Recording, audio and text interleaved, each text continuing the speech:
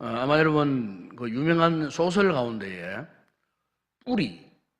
뿌리라는 책을 잘 아실 것입니다.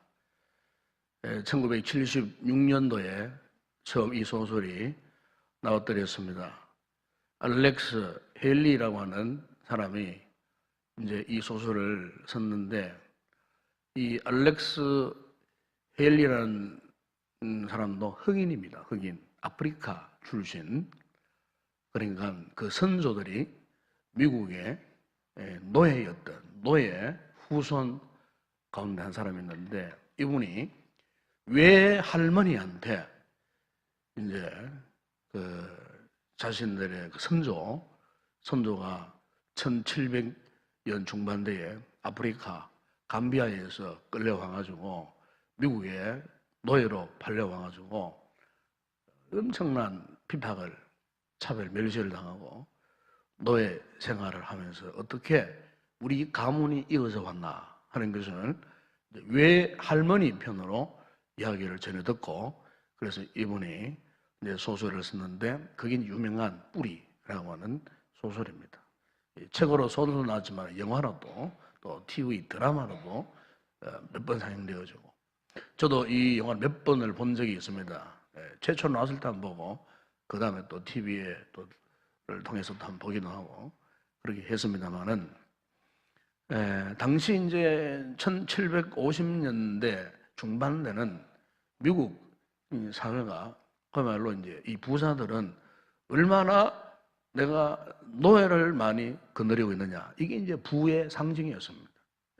그 이전에 영국도 했지만은 이제 이 미국 땅에도 노예 매매가 이제 보편화되던 그런 시기에 부의 상징으로서 얼마나 많은 노예를 이제 거느리고 있느냐. 제가 몇 해 전에 미국 그 미시시피 주에 우리 학교가 캠퍼스가 또 거기 한 데 있습니다. 거기 한 곳에 있습니다. 공부하는 중에 그 미시시피 그 미국 남부 지역이거든요. 남부, 북미, 남미 이런데 북쪽, 남쪽, 나중에 남쪽 지역이 좀 더운 지역입니다. 거기가. 근데 거기에 유명한 이제 노예를 양성하고 판매했던 궁궐 같은, 대궐 같은 큰 그런 저택이 있었어요. 저택. 거기 한번 제가 가본 적이 있었어요. 지금도 그때의 이 노예들이 얼마나 많은 이 핍박을, 박해를 받았는가, 거기 가보게 되면 온갖 무시무시한 노예를 다루는 뭐 세몽댕이, 막대기, 채찍, 뭐 창고, 뭐 독방, 말 안 듣는 노예는 독방에 가둬가지고 그 뜨거운 그 햇살에 그냥 방치해서 그냥 죽이고 막 이렇게 먹을 것 주지 않는 그 무시무시한, 백인들이 사는 집은 화찬란합니다. 대저택입니다. 잔도 쫙 깔려있고, 바로 뒤쪽으로 돌아가면은 노예들이 물고 사는 그 거처가 있었어요.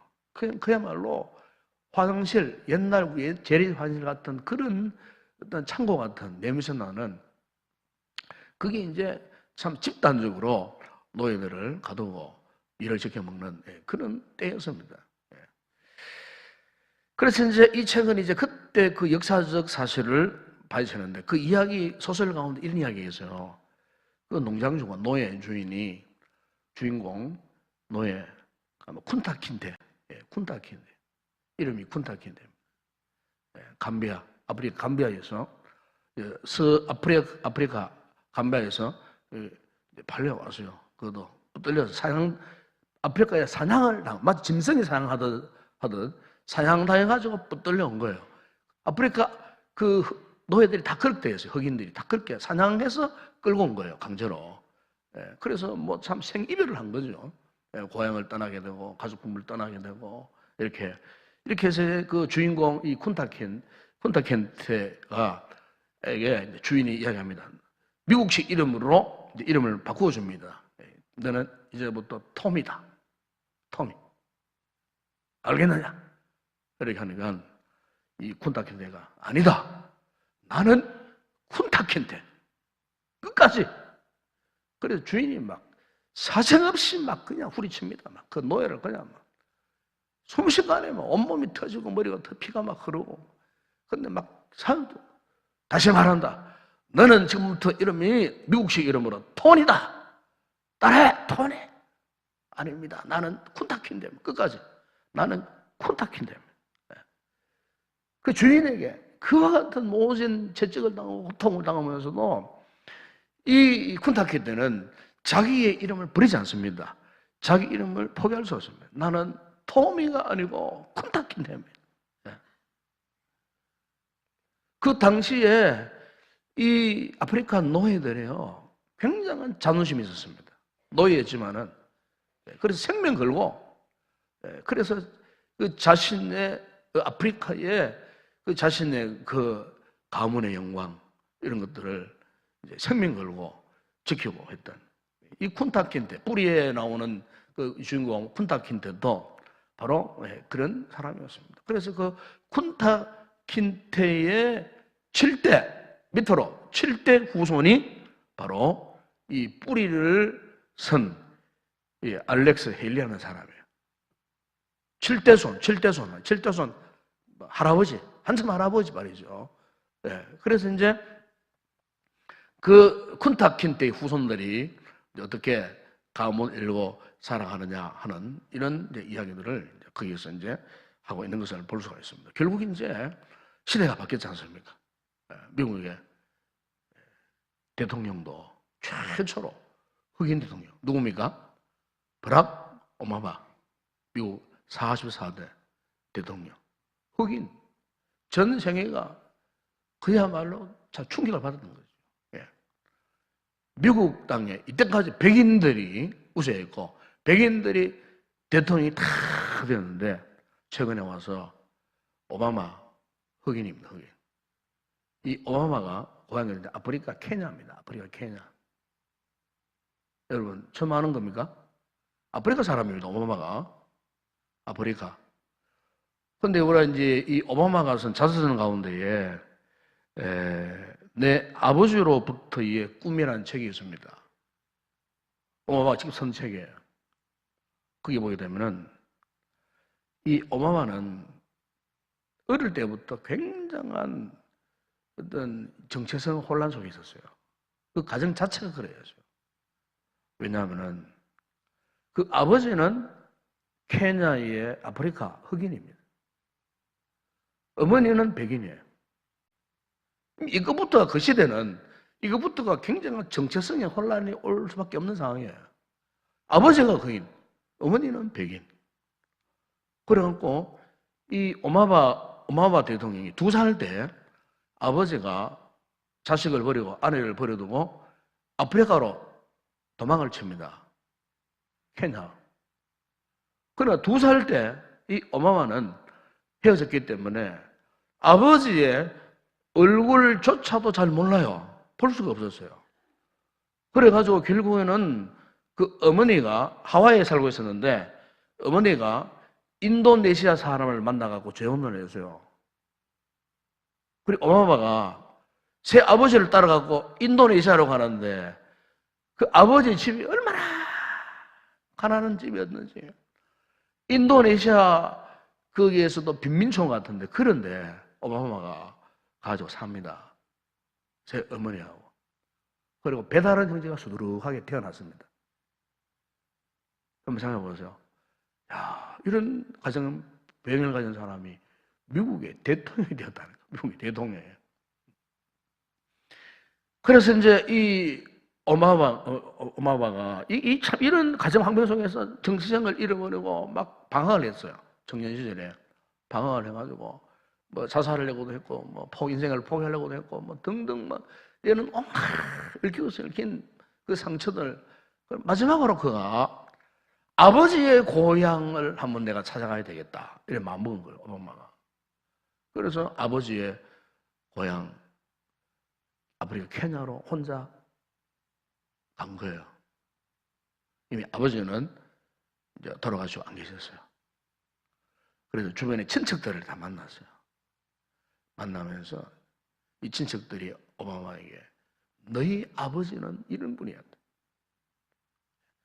고향을 떠날 수 없고 우리의 가정의 뿌리를 지키기 위해서 그는 혈혈단신으로 다시 돌아온 분이시다. 그분은 주변 사람들에게 큰 존경을 받았다. 사랑을 받았다. 너도 그런 인물이 되고 주변의 친척들이 오바마에게 이런 위로를 하면서 격려를 하면서 비록 네가 아프리카 출신 흑인이지만은 너에게는 무한한 가능성이 있다. 능력이 있다. 그래서 이제 오바마가요 아버지의 묘소를 찾아갔어요. 아버지의 묘소를 찾아가지고 거기 엎드려가지고요 눈물을 흘리면서 내가 아버지의 이와 같은 본래의 생각 뜻대로 앞으로 내가 훌륭한 인물이 되겠노라고. 오바마가 아버지의 묘소 앞에서 눈물을 흘리고 그리고 앞으로 인생에 대한 새로운 결단을 했답니다. 그 자리에서 일어나가지고 오바마가 다시 이제 미국으로 돌아와가지고 열심으로 일하고 돈 벌고 열심으로 공부를 합니다. 그리고 여러분 세계에 참 몇 번째 가는 미국의 유명한 그 콜롬비아 대학에 입학을 합니다. 아무나 다 갈 수 없는 대학이고 유명한 대학이 지금도 오바마가 그 대학 출신입니다. 열심히 공부를 해서 졸업을 한 다음에 미국 상원 의원을 몇 번 하고 그 다음에 드디어 2009년도에 오바마가 미국 제44대 대통령이 됩니다. 그것도 연임이 있지 않았습니까? 4년 4년 8년을 했습니다. 네. 그러니까 오바마가 참 출생 성분이 참 그렇게 미천했지만은 그가 이렇게 대통령까지 되고 전 세계에 이렇게 우뚝 지도자로 설 수 있었던 것은 뭐 때문이냐? 뿌리를 찾았기 때문에. 뿌리가 정말 중요합니다. 여러분. 나무도 그렇잖아요. 뿌리 깊은 나무는 웬만한 태풍이 와도 이렇게 뽑히지 않습니다. 뿌리가 정말 그 뿌리에 대한 중요성. 우리가 성경에도 보게 되면은 이 뿌리에 대한 중요성을 곳곳에서 말씀을 하는데 여러분 신명기 32장 7절에 보세요. 거기 보면은 여기 이 말씀은 이 모세가 이제 세상을 떠나기 직전에 이스라엘 백성들에게 마지막으로 남기는 유언 가운데 한마디예요. 유언 가운데. 그게 뭐 이런 말씀이에요. 옛날을 기억하라. 역대의 연대를 생각하라. 내 아버지에게 물으라. 그가 내게 설명할 것이요. 내 어른들에게 물으라. 그들이 내게 말하리로다. 여기 보면은 옛날을 기억하라. 역대의 연대를 생각하라. 무슨 말입니까? 이 말은요. 너희가 갑자기 하늘에서 뚝 떨어진 존재가 아니라는 거예요. 그럼 그렇잖아요. 오늘 우리의 현재의 존재가 뭐 갑자기 어느 날 우연히 생겨났습니까? 우연히 존재했겠습니까? 한번 여러분 가정이나 가문을 이렇게 둘러보더라도 그 부모님 그 위에 또 선조들이 있고 조상들이 있고 그래서 이렇게 참 내가 예수 믿게 된 것도 어느 날 갑자기 예수 믿게 된 것이 아니고 다 예수 믿고 구원받는 그 과정도 보게 되면은 야 그때 그 누군가를 통해서 내가 참 이렇게 어느 날 복음을 접하게 되고 예수를 믿게 되고 내가 한때는 내 집안은 막 귀신 생기고 제사하고 귀신 생기는 그런 집안 덕실한 불교신자 가정이었는데 돌아보면 그때 그 누군가를 통해 가고 그죠? 예수 믿었어요.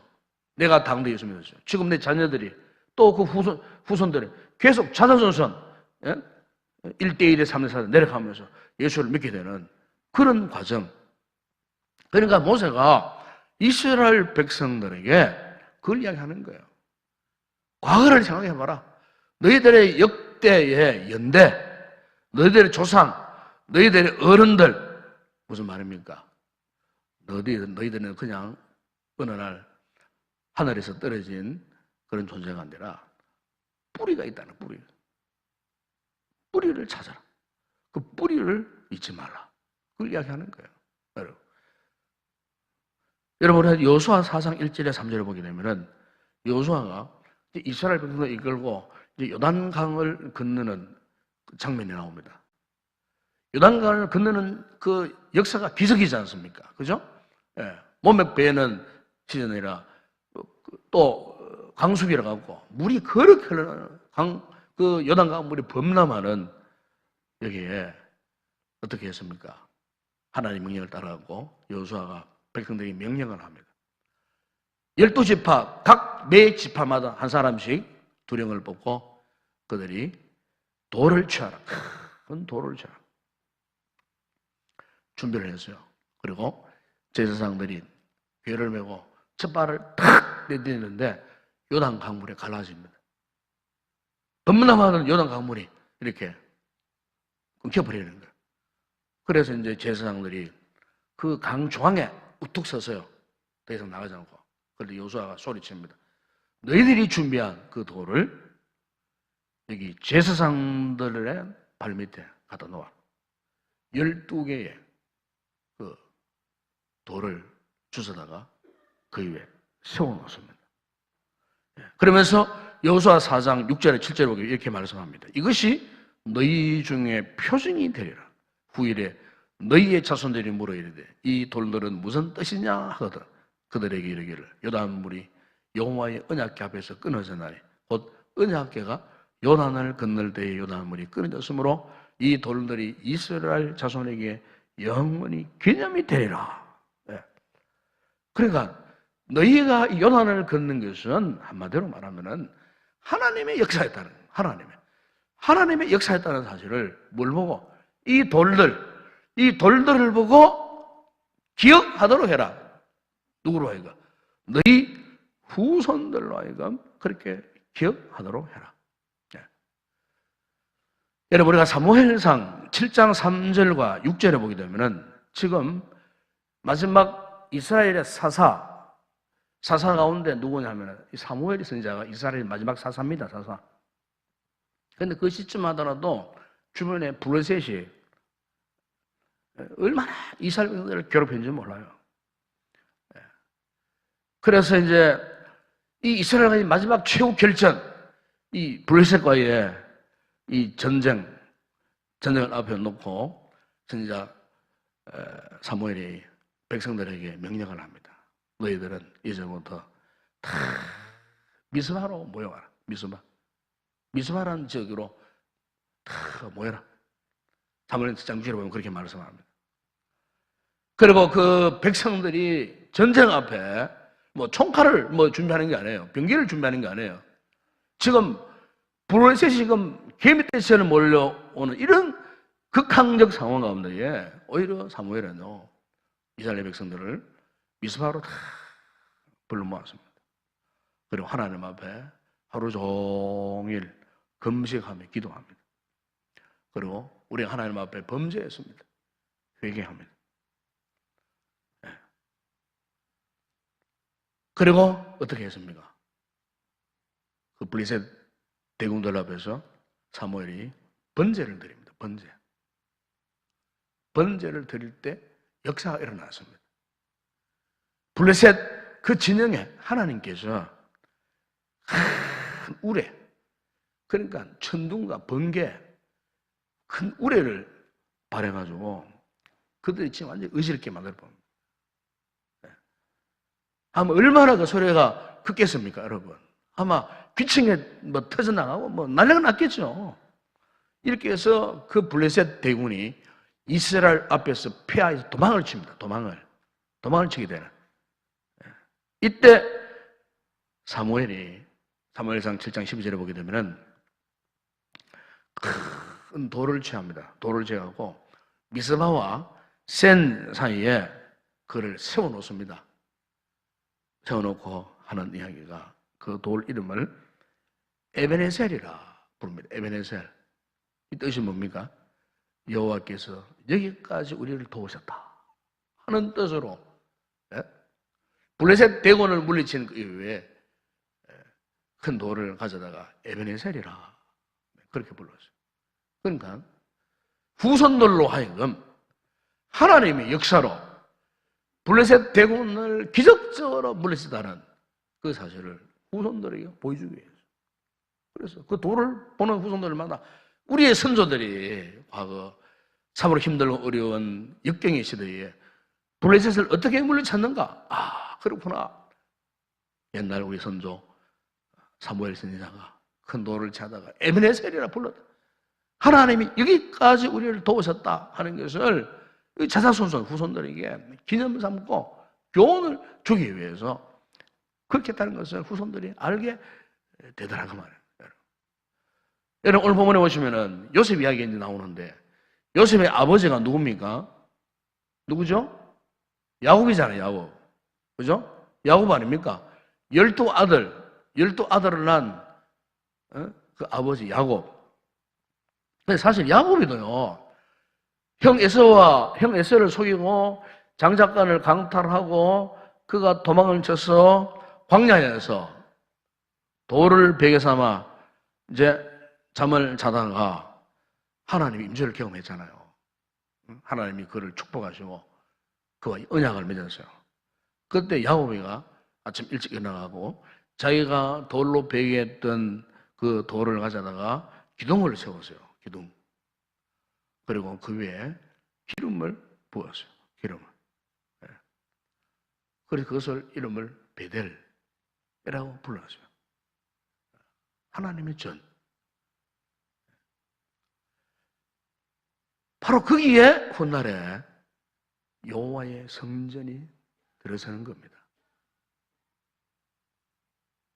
야곱도 어떻게 보면 참 아주 뿌리 있는 그런 신앙의 조상이에요.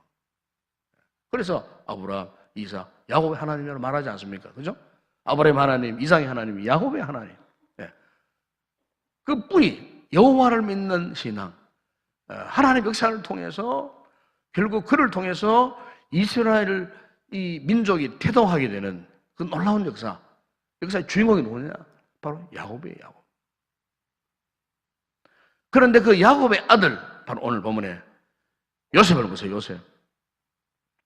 요셉은 어떤 사람이었습니까? 요셉 역시 숱한 시련을 경험했고, 아픔을 경험했고, 그런 숱한 시련과 아픔 가운데서도 끝까지 인내하고, 견뎌냈고, 오직 하나님 앞에서 그의 신앙 버리지 않고 지키다가, 결국에는 드디어 애굽의 최고의 실세가 됩니다. 그런데 요셉 보세요. 요셉도 알아보게 되면은 참 이 신앙의 뿌리가 있는 사람이에요. 신앙의 뿌리. 물론 그의 아버지처럼 뭐 돌단을 쌓았고 뭐 돌베개를 기둥으로 삼은 그런 이야기는 안 나와요. 안 나오는데 여러분 지난 동안 잠시 말씀 묵상했습니다만은 그 51절, 52절에 보게 되면은 요셉이가 두 아들을 낳았잖아요. 두 아들을 낳았는데 장남 이름은 므낫세고 차자 이름은 에브라임입니다. 므낫세의 이름은 잊어버렸다는 뜻입니다. 잊었다 그런 뜻이고 에브라임은 번성하리라, 번성한다는 뜻입니다. 이것은 사실 요셉이가 이 아들들의 이름을 지으면서 이 아들들의 이름을 통해서 지금 하나님 앞에 자신의 신앙 고백을 하는 거예요. 신앙 고백. 여러분 아시겠습니까? 요셉의 신앙 고백이 그 아들들의 이름 속에 그대로 다 담겨 있는 거예요. 그러니까 지난날 요셉에게 받았던 얼마나 많은 상처들이 컸습니까? 그렇죠? 형제들에게 버림받고 노예로 팔려왔고 참 온갖 억울한 죄를 뒤집어쓰고 옥중 생활을 하고 참 파란만장한 인생을 살았던 웬만하면은 내 성공하면은 반드시 이 원수를 갚으리라 보복하리라 그렇게 생각하는 게 당연지사인데 요즘에는 한 번도 그런 생각을 하지 않았다는 거예요. 그렇게 수많은 상처들이 있었지만은 그러나 그 상처를 잊게 했습니다. 잊었습니다. 누구 때문에? 하나님이 그에게 그 상처를 잊게 하셨어요. 잊어버리게 하셨어요. 여러분 우리가 상처받은 것, 누구한테 상처받은 것 계속 여러분 우리가 이게 마음에 남겨두면은요 자기만 손해요. 자기만 손해. 혹 여러분은 교회를 섬기다가 뭐 교관계 속에 혹 옆에 분한테 옆에 사람이 나한테 안 좋은 말을 했다. 물론 우리는 감정이기 때문에 그런 말을 들으면 기분 상할 수 있어요. 상할 수 있어요. 누구나 마찬가지예요. 이 목사도 마찬가지예요. 누가 저한테 나쁜 말을 하는데 뭐 호호하고 웃는 사람 누가 있겠어요. 순간적으로 감정이 상하는 거예요. 아픈 거예요. 마치 바늘로 찌르듯이 얼마나 아프겠어요. 예. 아프지만은 그러나 여러분 우리가 은혜를 아는 성도라면 그거를요 스스로가 이렇게 삭혀야 됩니다. 잊어버려야 돼. 오래 가면 안 돼. 하나의 교회를 섬겨오다가 이런 일이 있을 수 있어요. 그런 상처가 있으면 여러분 그거 마음에 남겨두면 안 됩니다. 내리에서 마음에서 파멸시켜버리고 없었던 것처럼 그렇게 해야 돼요. 여러분 그게 은혜입니다. 그 은혜입니다. 은혜. 마음에 꽁하게 잊지 못하고 계속 들춰내고 틈만 나면은 들춰내고 틈만 하면 네가 나한테 했던 말이 아직도 안 잊어버린다. 틈만 나면은 그럼요. 그런 마음 갖고 우리 하나님 앞에 은혜 생활을 지속할 수가 있겠습니까? 할 수가 없어요. 할 수가 없어요. 가정 들어와서 부부관계 마찬가지입니다. 실수가 많아요. 그런 걸 잊어버리는 게 은혜입니다. 알겠습니까? 하나님께서는 좋은 것은 기억하게 하시고 나쁜 것은 잊어버려야 하시는 은혜가 또 있어요. 우리가 기도하고 말씀 묵상하고 경건생활 해보세요. 이상하게 좋지 못한 것은 금방 잊어버립니다. 생각 안 납니다. 그래서 기도하니까 기도문이 막 열리고 응답 역사가 막 일어나는 거예요. 요셉이가 그런 사람이었어요. 그러면 3편에는 뭡니까? 하나님이 번성하게 하신다. 번성. 그렇지 않습니까, 여러분? 요셉이 자신의 삶이 지금 현재 이제 드디어 뭡니까? 애굽에 바로 다음으로 두 번째가 하는 애굽에 대제국 애굽에 실세가 된 것 아닙니까, 여러분? 뿐만 아니고 보세요. 그가 바로의 꿈을 해몽했던 것처럼 풍년 7년, 풍년의 7년 요셉을 보게 되면은 풍년 때보다도 흉년 때 뒤에 찾아왔던 흉년 때에 요셉의 이름이 더 빛났습니다. 그렇지 않아요? 흉년 때 요셉이가 흉년을 준비하기 위해 7년 동안 요셉의 그 애굽의 모든 창고, 곡물 창고를 준비했어요. 7년 동안 먹고 남을 만한 양식들을 차곡차곡 저축하고 준비했어요. 흉년이 왔어요. 가나안 땅은 흉년이 왔는데 먹을 게 하나도 없었어요. 가나안에 살던 야곱과 더불어서 형제들이 국을 하려고 애굽까지 내려온 거예요, 사실은. 그러나 요셉이가 비록 노예로 팔려왔지만은 그가 13년 만에 이렇게 성공해서 애굽의 실세가 되어갖고 양식 창고를 만들어 놓았을 때에 오히려 주변에 그 이방의 주변에 그 흉년으로 가물어 죽어가는 그 인생들을 살려내는 천한 만민을 살려내는 그런 하나님의 축복의 창고지기가 되었다 그 말입니다, 여러분. 그러니까 풍년 때보다도 차라리 요셉의 이름은 흉년 때에 더 그 이름이 만방에 알려지고 빛을 발하는 거예요. 여러분, 번성한다는 말이 이 뜻입니다. 번성한다는 말이. 가장 힘들고 어려울 때 우리가 믿음을 놓치지 않고 하나님을 섬기고 하나님 앞에 신앙을 고백하면서 끝까지 그분을 붙들고 있으면요, 영적인 흉년 시대에 왔을 때 하나님께서 그 흉년을 이길 수 있는 충분한 영양도 주시고 편한 곳 채워주시고 우리의 그 길을 하나님이 인도해 주신다는 겁니다. 바로 요셉이가 이 두 아들의 이름을 통해서 하나님 앞에 자신의 신앙을 고백한 거예요. 그리고 두 아들을 축복했어요. 그랬을 때에 가나안 땅에 이스라엘 백성들이 정복을 했잖아요. 했는데요. 에브라임과 므낫세 지파 땅덩어리가요. 12지파 전체 땅덩어리에서 거의 반틈을 차지합니다. 절반을 차지합니다. 엄청난 축복인 거예요. 요셉이를 통해서 다른 어떤 지파보다도 결국 뭡니까? 이런 분명한 신앙을 고백했을 때 하나님이 그 자손들을 축복하셨는데 가나안 땅 절반을 므낫세 지파와 그리고 에브라임 지파가 차지하도록 하나님이 그렇게 그 후손들을 그렇게 축복해 주셨다는 것을 우리는 알 수가 있습니다. 여러분, 그렇습니다.